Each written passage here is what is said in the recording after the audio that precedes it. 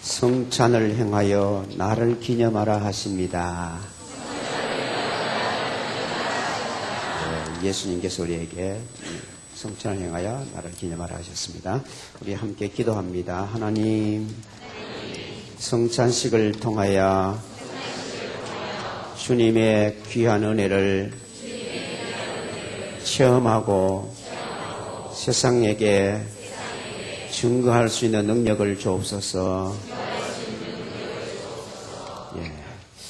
우리가 신약 구약 전체가 구성되기를 명령과 약속으로 되어 있습니다. 그런데 오늘 특별히 보면 새 언약이라는 말을 썼습니다. 그러니까 하나님께서 우리에게 명령을 주실 때는 항상 언약을 주기 위해서 명령을 줬습니다. 아브라함 보고 갈대아우를 떠나라 그럴 때는 하나님께서 엄청난 언약을 주시기 위해서 그렇게 하셨습니다. 그래서 이 새 언약 구약에서도 여러 가지 예식이 있는데 오늘 우리는 이 새 언약 중에 하나인 성찬의 언약을 우리가 배우게 됩니다. 구약에서는 우리가 예식 중에 할례라는 예식이 있습니다. 할례라는 말은 원래 끊는다, 끊어낸다는 뜻입니다. 그래서 옛사람을 끊어내고 하나님의 새 백성이 된다. 그리고 이스라엘 백성들은 난지 8일 만에 남자 아기들을 다 할례를 행했습니다. 그런데 이 할례가 신약에서는 세례가 된 것입니다. 세례는 예수님과 함께 죽고 예수님과 함께 다시 산 새 생명을 얻었다. 그래서 이 세례는 할례는 뭐냐? 은혜로 구원을 받았다는 것입니다. 우리의 어떤 공로가 아니고 정말 하나님의 은총으로 우리는 아무것도 한 것도 없는데 주님이 십자가에 죽으시고 살아주셨기 때문에 그것을 우리가 우리 육체에 표하고 우리의 심령에 표하는 것입니다. 그 다음에 이제 또 한 가지가 구약에는 이 유월절 만찬이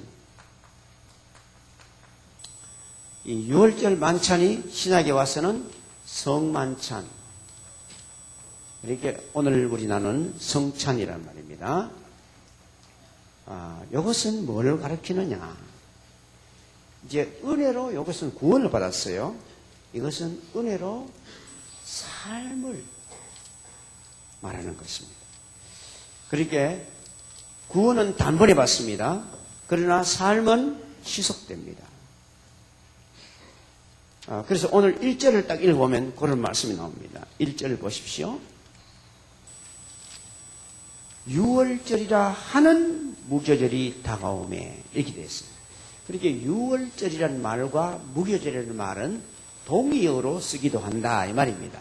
유월절이라 하기도 하고 또 무교절, 유월절, 무교절 또는 무효절 이렇게 부른다 이겁니다.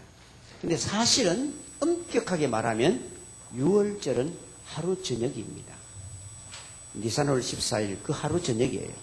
왜냐하니까 우리가 이 출애굽기에서 본 것처럼 이스라엘 백성들이 저 애굽에서 종로로 타다가 이제 나오게 될 때에 바로가 절대로 안 낳아주려고 그랬어요. 그럴 때에 하나님께서 마지막으로 너 끝까지 안 낳아주면 너희들이 망한다. 그걸 보여주기 위해서 이스라엘 백성들에게는 집집마다 양을 잡아서 문설주와 문 임방에다가 바르게 했습니다. 그리고는 그 집 안에서 양의 고기를 먹고 쓴나물을 먹고 그리고 무교병을 먹었습니다. 그리고 그때 이제 그날 밤에 천사가 지나가면서 그 천사가 바로 심판의 천사입니다. 지나가면서 그 피 발리지 않는 집에는 들어가서 그 집 마다들을 다 죽였습니다. 짐승도 맛짐승을 다 죽였습니다. 그래서 애굽 온 천지에 곡성이 진동을 했다. 사망이 없는 집이 거의 없었다 이 말입니다. 그런데 이스라엘 사람 집에는 그 문설주에 피를 발랐기 때문에 이미 피 흘린 집이다 이 말입니다. 그 피 바른 이유가 딴 게 아니야. 이미 죽었다 이 집은. 하나님의 언약을 믿고 양을 대신 죽이기 때문에 이미 죽었기 때문에 여기는 죽일 자가 없다. 그래서 뛰어넘어갔어요. 그래서 그걸 유월, 영어로 패스오버. 그러니까 다른 말로 하면 통과한다 이 말입니다. 심판이 통과되었다 이런 뜻입니다. 그래서 그 무교절을 그렇게 유월절을 하루 저녁에 지나고 나면 그 다음 한 주간을 계속해서 누룩 넣지 않는 떡을 먹는 무교절이 됩니다. 그러니까 구원은 하루 순간 일어나는 거예요. 그러나 거룩한 삶은 지속되어야 된다. 그러니까 알고 보면 이 성찬식은 거룩한 삶을 향한 우리에게 주신 예식입니다. 그래서 이 무교절을 지키길 때는 지금도 유대인들은 그렇게 합니다. 일주일 전에 하여튼 집안 샅샅이 뒤져가지고 빵 찌끄러기가 하나 있는 그 빵이 거의 다 이제 이스트 연 효묘로 연기이기 때문에 그걸 다 쓸어가지고 불을 태웁니다. 그리고 여사이는 나쁜 비디오, 나쁜 테이프, 그 다음에 CD 이런 거 전부 찾아내가 다 태웁니다. 그게 뭡니까?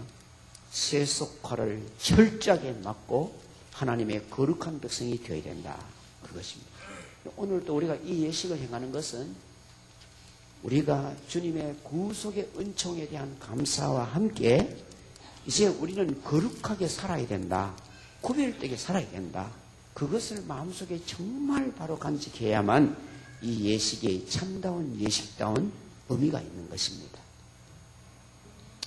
그런데 이제 보면 2절까지 보면 대제사장들과 서기관들이 예수님을 무슨 방도로 죽일까 궁리하니 이는 그들이 백성을 두려워함이더라. 그래서 예수님이 그들에게 계속 충고를 했기 때문에 화실진저 외식하는 서기관과 바리새인들이여 그 말이 뭡니까?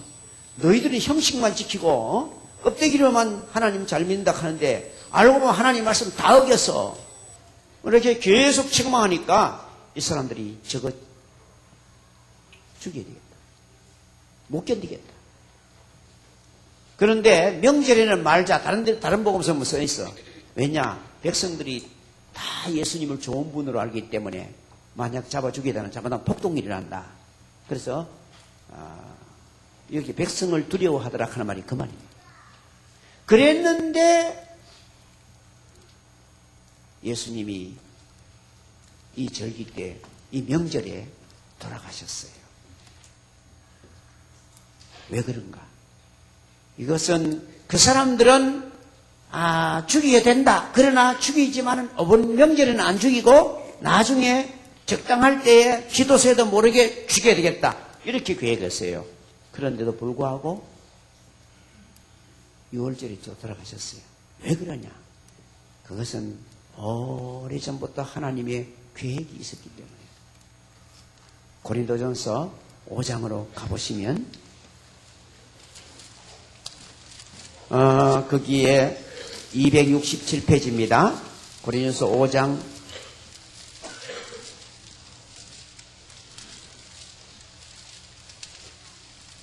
7절로 갑니다. 너희는 누룩 없는 자인데 이 말이 뭐냐면 예수 믿고 구원받은 너희들은 이제 죄 문제를 해결한 자인데 이 말입니다. 여기에 누룩이란 것은 죄를 말하는 것이고 부패를 말하는 것입니다. 그래서 너희는 누룩 없는 자라 이래서 그래서 새덩어리가 되기 위해서 묵은 누룩을 내버리라. 옛 습관, 옛 죄, 하나님 뜻대로 못 사는 거 전부 내버리라 이거예요. 왜냐 하니까 우리의 유월절 양, 우리의 유월절 양, 그리고는 곧이란 말은 우리의 유월절 양을 설명해 주는 설명구입니다. 곧 뭐라고 그랬어요? 그리스도께서 희생이 되셨느니라. 그러니까 유월절 양이 희생이 된 거, 구약의 유월절 양이 죽은 거는 앞으로 예수님이 십자가에 돌아가실 것을 미리 보여준 거다. 그러니까 예수님이 돌아가셔도 아무 때 돌아가시면 되는 게 아니고 유월절 절기 때 돌아가셔야 된다 이 말이야. 그래서 그 사람들은 안 죽이려고 했지만은 좋은 기회가 와가 죽였다 이거. 그 다음 보면 나옵니다. 3절부터 나오는 내용이 뭡니까? 가룟유다의 배반입니다. 가룟유다가 몰래 찾아가가 내가 적당할 때 딱 넘겨줄 테니까 돈 얼마 줄래? 이래가 가룟유다가 예수님을 밤 깊은 밤에 거의 자정이 됐을 때 겟세마네 동산에 기도하고 계시는 예수님께 군사를 데려가가지고 체포한 거예요. 그러니까 모든 것이 알고 보면 뭡니까? 하나님의 언약대로 되었다.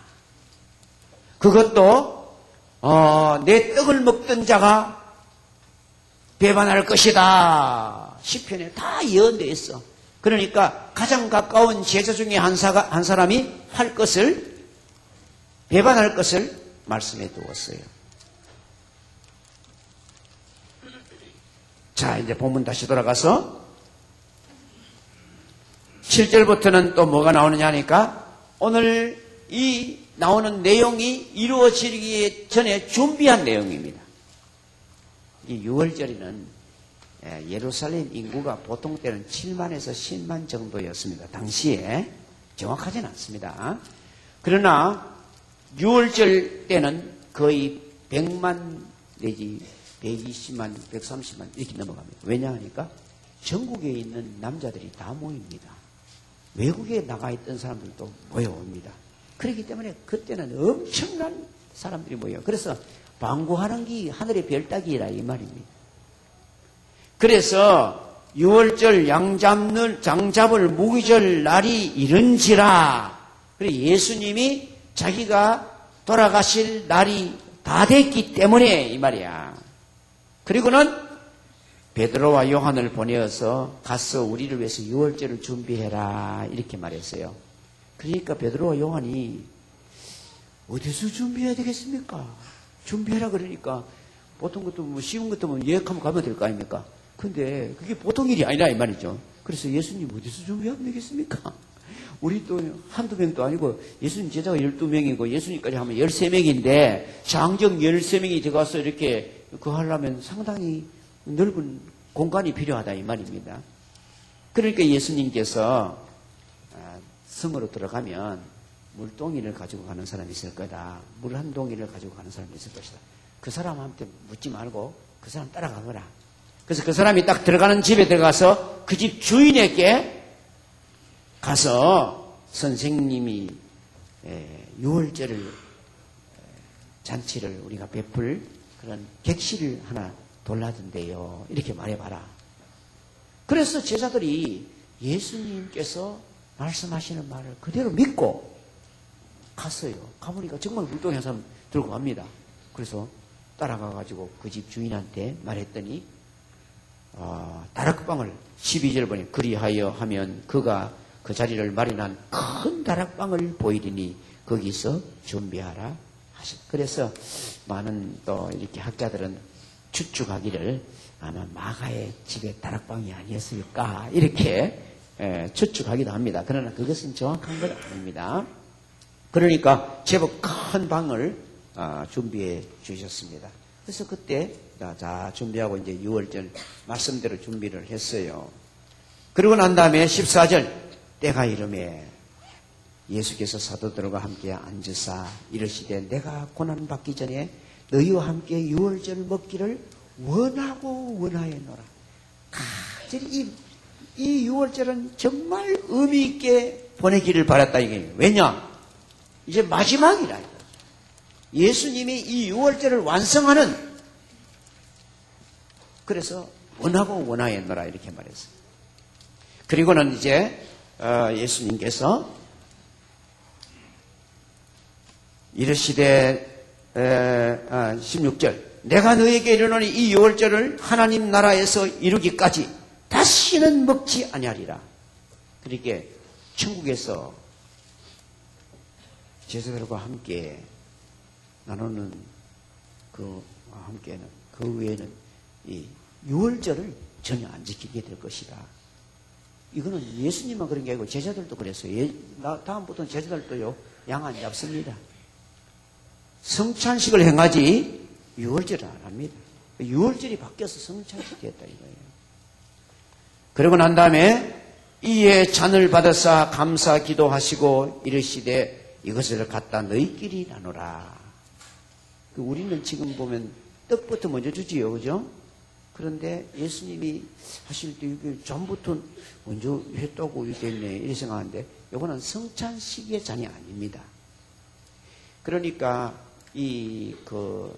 유월절 때는 어떻게 나면 진행 그것을 요래 연구한 분들이 적어놨는데 보면 유월절이 되면 이제 그 중에 가장 제일 어르신이 유월절 먼저 기도를 합니다. 하나님 평화 가운데 유월절을 맞이하게 되면 감사합니다. 기도드리고 그 다음에는 먼저 이 포도즙을 한 잔씩 돌립니다. 유대인들은 이 포도즙을 돌리는 것을 평화를 상징하는 것으로 가장 많이 사용했습니다. 그래서 먼저 포도즙을 돌리고 그 다음에는 시편 113편과 114편을 노래했습니다. 이게 우리로 시편은 유대인들의 국민적 찬미가입니다. 그래서 시편 113편과 114편이 바로 유월절 때 부르는 찬송이었습니다. 특별히 114편에 보면 애굽에서 나온 이야기가 거기 나옵니다. 그리고 난 다음에 쓴나물을 먹습니다. 이제 유월절에 먹는 게 이제 어린 양의 고기, 쓴나물, 그 다음에 이제 무교병, 그리고 이제 포도즙은 그들의 음료수와 같은 것이었기 때문에 포도즙을 먹었습니다. 그래서 쓴나물을 먼저 먹습니다. 이 쓴나물도 역시 뭐냐? 고난을 마음에 새기는 것입니다. 그 다음에 그리고는 둘째 잔을 마십니다. 또 잔을 돌리고 쓴나물 먹고 그리고는 유월절의 의미를 설명해 줍니다. 오늘 우리가 이렇게 식탁을 가지는 것은 우리 조상들이 애굽에서 그러면서 쭉 설명합니다. 그래서 이스라엘에 자라나는 아이들은 유월절이 되면 매년 똑같은 특별히 의미를 설명하면 이보다도 그 사건에 대한 것을 쫙 설명을 해줍니다. 출애굽기 12장, 13장 내용을 그대로 얘기해줍니다. 이야기해주고는 그 다음에 양고기를 이제 그때 먹습니다. 양고기와 함께 무교병. 이 무교병은 사실은 우리는 무교병을 거의 구경을 별로 많이 안 해보죠. 우리는 지금 여기에 이제 카스테라를 쓰는데 역시 카스테라도 효모를 안 엮기 때문에 이게 좋다 이래가지고 카스테라를 쓰지만은 유대인들이 먹었던 이 카스테라 같이 이렇게 부드럽고 이런 게 아닙니다. 우리 촌에서 자라나는 분들은 압니다만은 엄마가 그 칼국수 할 때 제일 마지막으로 뭐 칼국수 꼴이다 하면서 이렇게 딱 썰이고 남은 거 많은 거 우리 부엌에 갖다가 이어가 구워가 먹으면 이렇게 부풀어 오르기 약간 이래 뭐 구멍도 생기고 이런 게 있죠, 그죠? 어르신 다 알잖아. 꼭 그렇게 생겼습니다. 그 동그란데 그런 모양을 동그란데 그런 모양. 그래서 이러면 딱 이렇게 부러져요. 그러니까 부드럽지 않고 그게 바로 무교병입니다. 그래서 그때 양고기를 먹고 무교병을 먹습니다. 그런데 이제 예수님이 요 순서에서 이제 떡을 주셨다 이 말입니다. 그 다음 보면 나옵니다. 내가 너희에게 이르노니 내가 이제부터는 하나님 나라에 많을 때 포도나무에서 난 것을 다시 마시지 아니하리라 하시니라. 그리고 그 후에 예수님께서 포도나무에 난 것을 안 마셨거든요. 그러고는 이제 또 떡을 가서 이제 양고기를 먹는 그 순서 무교병을 먹는 그 순서에서 예수님이 이제 떡을 가지고 하셨다 이 말입니다. 떡을 가지고 이제 축복 기도를 하셨습니다. 그리고 이것은 너희를 위하여 주는 내 몸이라.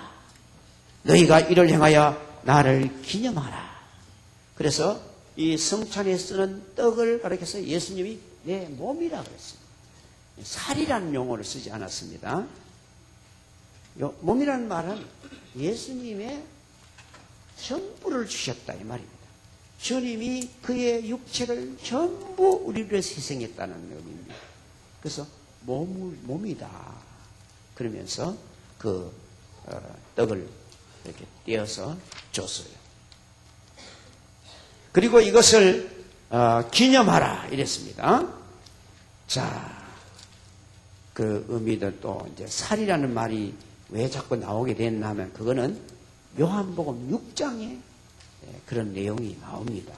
요한복음 6장은 여러분이 아시는 대로 오병이어 보리떡 5개와 물고기 2마리를 가지고 5,000명을 먹이시고 그 다음 날 되니까 사람들이 또 막 몰려왔어요. 그럴 때 예수님이 책망했어요.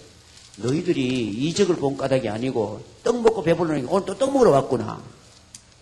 썩는 양식을 위해서 일하지 말고 썩지 않은 것을 위해서 살아라 하면서 그렇게 책망하니까 이 사람들이 썩지 않는 거는 그러면 우리가 주님을 위해서 사는 게 썩지 않은 일이 싶은데 우리가 주님을 위해서 무슨 일을 할까요? 이러니까 29절에 보면 예수께서 대답하여 이르시되 하나님의 보내신 이를 믿는 것이 하나님의 일이니라. 그때 아주 유명한 말씀입니다. 우리가 무슨 업적을 많이 남기고 뭐 카리를 많이 하고 그것보다도 더 중요한 것은 예수님을 나의 구주로 믿는 것이 일 중의 일이야. 하나님이 제일 기뻐하는 일이야.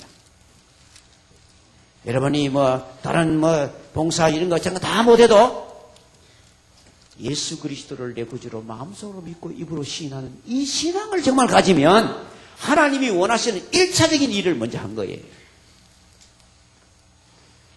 그리고 이제 예수님께서 33절에 보면 하나님의 떡은 하늘에서 내려 세상에 생명을 주는 것이니라. 그러니까 사람들이 이렇게 하면 주여 이 떡을 항상 우리에게 주소서 이랬어요. 그때 예수께서 이르시되 나는 생명의 떡이다. 내가 생명의 떡이다. 내게 오는 자는 결코 줄이지 아니할 터요 나를 믿는 자는 영원히 목마르지 아니하리라. 그러니까 바로 이것이 오늘 떡을 주시는 이유입니다. 이 떡은 예수님 몸을 우리 위해서 주셨다는 것을 먼저 우리에게 깨닫게 해주는 것입니다. 그럴 뿐 아니라 우리는 이 떡을 먹을 때 예수님이 죽으실 때 나도 거기 동참했다. 여러분 몇천 년 전에 2000년 전에 예수님 돌아가셨잖아요.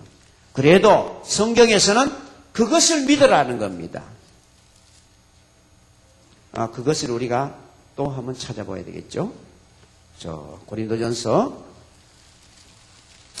11장이 이제 우리가 잘 아는 성찬에 대한 이야기입니다.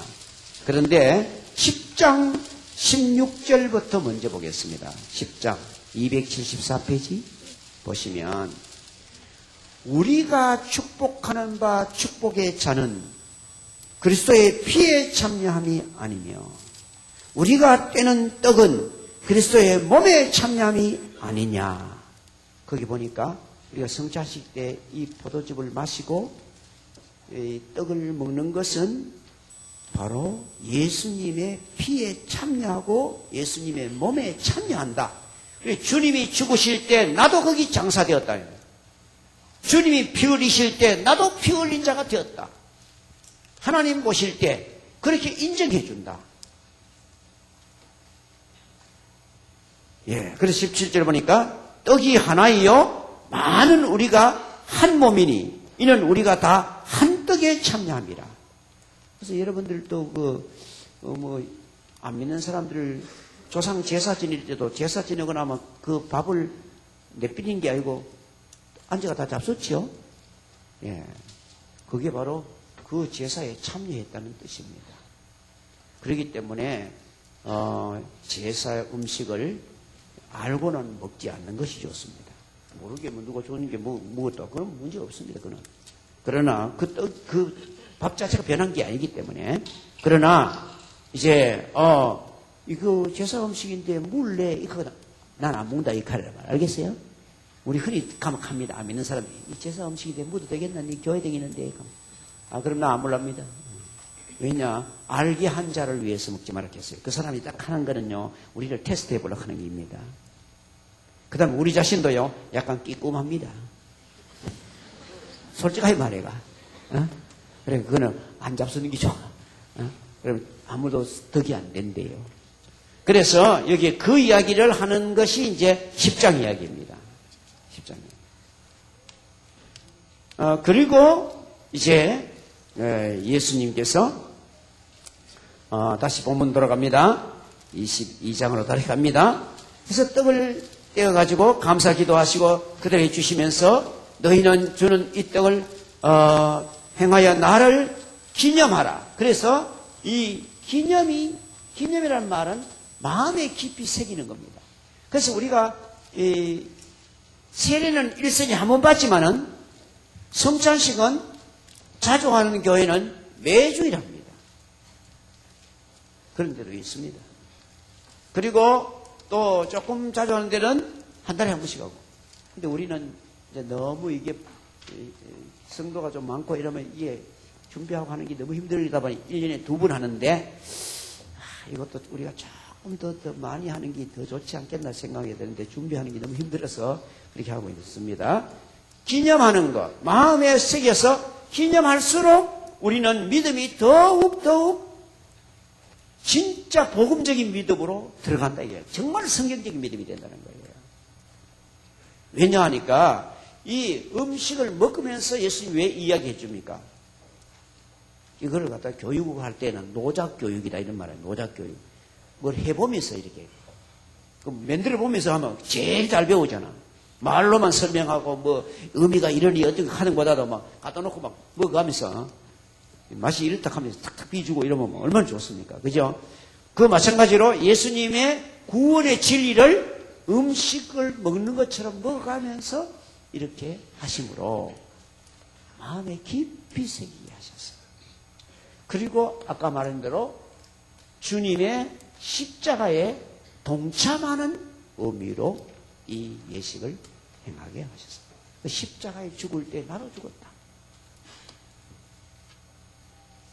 그것을 말해요. 그래서 이것도 이제 갈라디아 2장 20절이 유명한 요절인데 갈라디아 2장 20절을 한번 열어보십시오.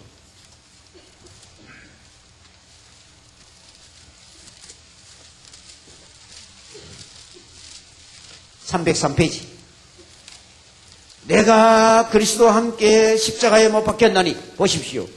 그리고 이걸 문자대로 말하면 안 맞는 말이지. 바울은 자기가 예수님하고 십자가에 왜 같이 못 박혔나? 아니지요. 그죠? 그런데 바울이 내가 그리스도와 함께 십자가에 못 박혔다 이 말은 예수님의 십자가의 그 복음을 믿을 때 우리는 십자가에 죽은 자와 같이 하나님 보실 때는 옛사람 장사 지낸 인간이다 이거예요. 못 박혔나니 그런 즉 이제는 내가 사는 것이 아니고 그리고 이제는 내 생명이 아니에요. 여러분의 생명이 여러분 생명이 아니에요.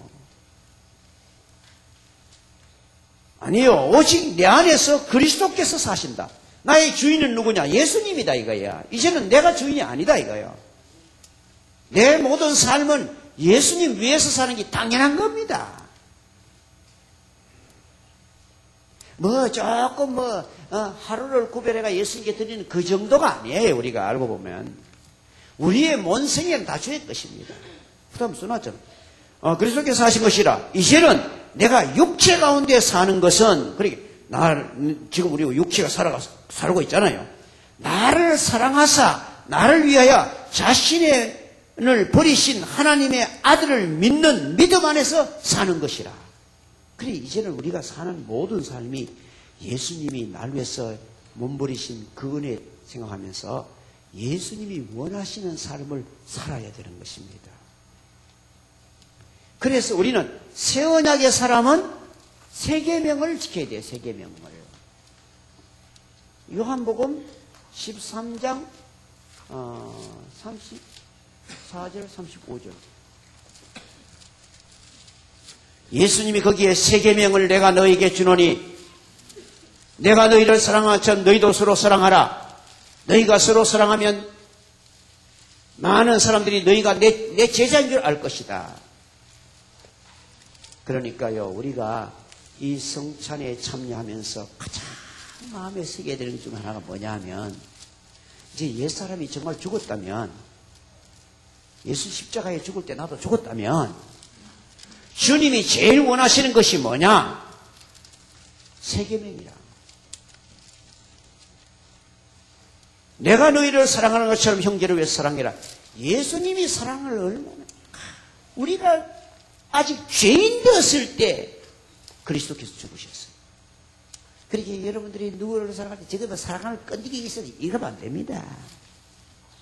사랑할 끈기가 없을 때 사랑하는 겁니다. 행동 꼬라지 보이게 저게 무슨 사랑을, 그런 자를 불쌍히 여기고 그런 자를 위해서 희생하고 주님 마음으로 정말 다가가는 것이, 그게 바로 세 계명을 지키는 것입니다. 그럴 때 사람들이 뭐라 합니까? 저 사람은 예수 닮았다. 저 사람은 작은 예수다. 이런 말을 하게 된다는 거예요. 우리가 성찬 예식에 참여할 때 우리는 정말 이 마음, 주여 이 떡과 이 잔을 마시고 난 다음에 제가 예수님처럼 살 수 있도록 해주옵소서. 그 마음으로, 정말 간절한 마음으로 떡을 먹고 이 잔을 마셔야 되는 것입니다. 예, 본문 돌아갑니다. 다시. 자, 그 다음. 그리고 난 다음에 이제 저녁 먹은 후에 그때 이제 양고기하고 그 다음에 무교병하고 가지고 식사했다 이 말입니다. 식사. 그러니까 이걸 예찬을 나누었다 합니다. 그래서 초대교회는 이것도 시행하는 데도 있습니다. 그러나 나중에 가서는 이걸 없앴습니다. 예, 그래서 뭐 식사를 마치고 그 다음에 이제 음료수를 마시는 시간에 예수님께서 잔을 가지시고 기도하셨어요. 그리고 기도하고 난 다음에 이는 내가 피로 세우는 새 언약이니 너희를 위하여 붓는 것이라. 그렇게 말씀하셨어요. 자, 그것도 잠깐 또 찾아봅시다. 저 예레미야 31장으로 빨리 가보십시오.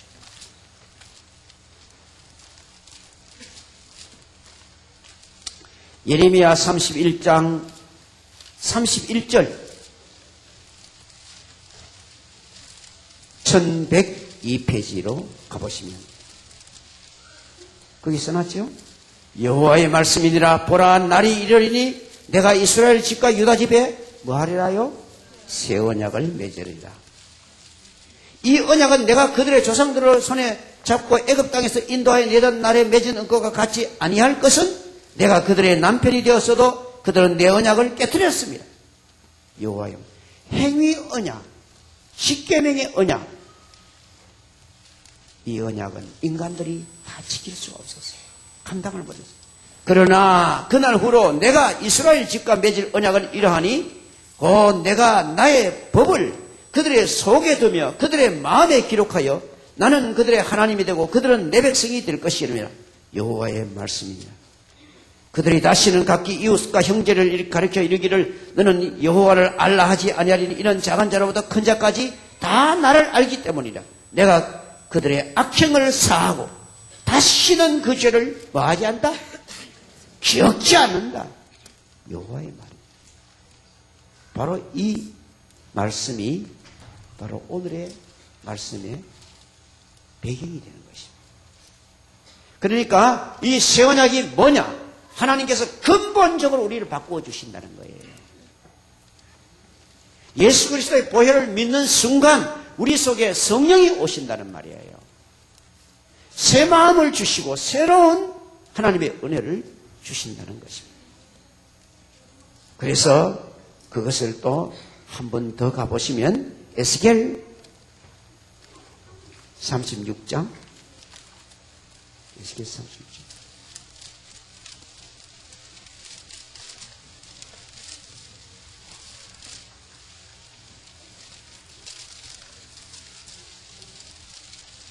(26절)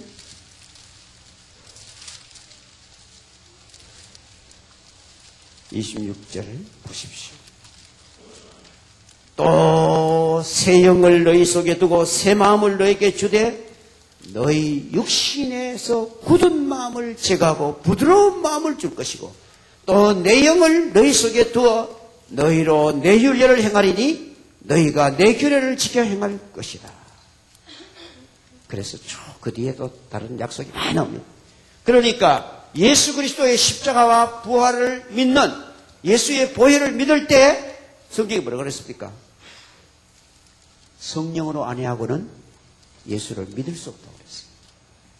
그래서 우리는 예수 그리스도의 보혈을 정말 믿으면 여러분이 오늘 이 잔을 정말 믿음으로 받으면 성령이 여러분 속에 역사하실 줄 믿습니다. 그것을 기대하며 받는 것이 바로 새 언약입니다. 그러니까 새 언약은 예수 그리스도의 보혈로 우리의 죄가 단번에 완전히 해결된다는 것입니다. 구약은 계속 죄를 지을 때마다 또 잡고 소 잡고 양 잡고 계속 했어요. 그러나 이제는 우리 예수 그리스도가 한 번 죽으심으로 영원히 모든 문제가 해결이 되었기 때문에 이제는 주님을 영접하는 순간 여러분의 죄가 과거, 현재, 미래 모든 죄가 다 해결됐어요. 그 다음에 짓는 죄는 자백하며 보혈을 바라볼 때마다 해결된 줄 믿으시길 바랍니다. 그게 바로 새 언약이야. 그래서 너희의 심령과 삶이 바뀌어서 새 사람이 되어야 된다. 새 계명을 지켜야 된다. 그리고 오늘 이 예식에 참여할 때 합당치 못하게 먹고 마시면 죄를 먹고 마시는 합당치 못한 게 뭐냐? 이 믿음도 없이 이 지식도 없이 그냥 이 음식을 먹으면 그것은 하나님의 은혜를 모독하는 것이 된다는 겁니다. 그래서 믿음으로 받아야 됩니다. 그리고 너희들이 이 예식을 행하면 주님 오실 때까지 복음을 전하는 것이라고 그랬어요. 그래서 우리는 알고 보면 이 예식은 복음을 체험하는 것입니다. 복음을 체험하는 것입니다. 내가 복음에 참여하는 것입니다. 이 떡을 떼며 이 잔을 마실 때 주님이 몸을 버리셨구나. 주님이 피를 흘리셨구나. 그걸 깨달아서 마음속으로 주님의 그 십자가에 내가 동참하는 복음을 체험하는 기회를 만들어주는 것입니다. 그리고 난 다음에 나가서는 정말 복음답게 복음을 전해라 이거예요. 그럴 때에 이 예식에 바로 잘못되게 참석하면 약해지고 병들고 잠들게 되고 했다고 그랬어요. 올바르게 참여하면 약한 자는 강화해질 것이고 병든 자는 치료가 될 것이고 잠자던 자는 깨어나게 될 것입니다. 하나님께서 그렇게 언약해 주신 것이다. 그러니까 우리는 그냥 형식적으로 하나의 성찬식에 참여하는 것으로 그치지 말고 하나님의 언약에 약속하신 것을 믿음으로 참석하여 큰 은혜를 함께 누리시기를 주 이름으로 축원합니다. 기도하겠습니다. 아버지 하나님, 이 시간 저희들이 주의 말씀을 통하여 하나님이 주신 이 성찬의 의미와 성찬의 결과에 대해서 말씀으로 함께 나누었습니다. 주여, 하나님이 주고자 하시는 참으로 새 영을 부어주시고 새 마음을 주시고 우리의 심령이 성령으로 충만하여 아버지 기쁘게 새 계명을 순종할 수 있는 하나님의 사람으로 삼아 주옵소서. 예수님 이름으로 기도합니다. 아멘.